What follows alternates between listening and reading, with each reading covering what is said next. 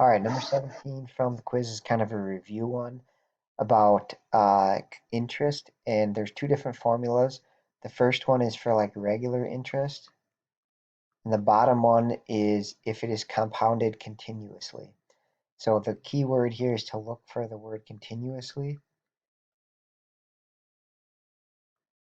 Mr. Westwell, can't ever spell this word, but at any rate, it is right here in the problem.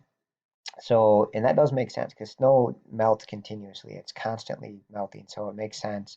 And so basically the formula we've got to use is the PERT, right? So that's the answer. And if you want to know what it looks like, we would say that the initial amount is 48 inches.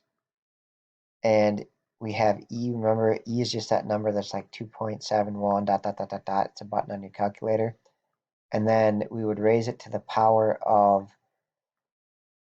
the rate as a decimal. So we'd move the decimal point over twice.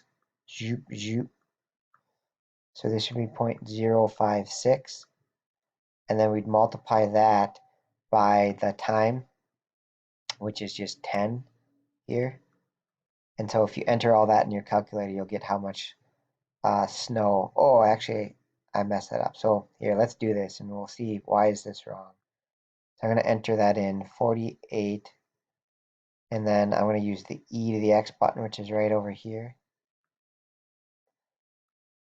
And I have 0.056 times 10. Okay, and we'll see the problem here. Like, what is the problem? Hopefully you can see that that can't be right. So the answer here is that's too much snow, right? We've gained snow, and we should be melting, I think, in this question, right? So all you need to do is actually change this to be a negative number because we're decaying, we're losing snow, and then we should be able to get the right answer. So back on my calculator, I just enter it with a negative rate this time. Now we have less snow. And so if we just round in the nearest inch, we call it about 48 inches of snow. It's kind of depressing. That's still a lot of snow. All right, but you didn't have to do all that. Hopefully you just know that you're using continuous formula there. All right, hope that helps.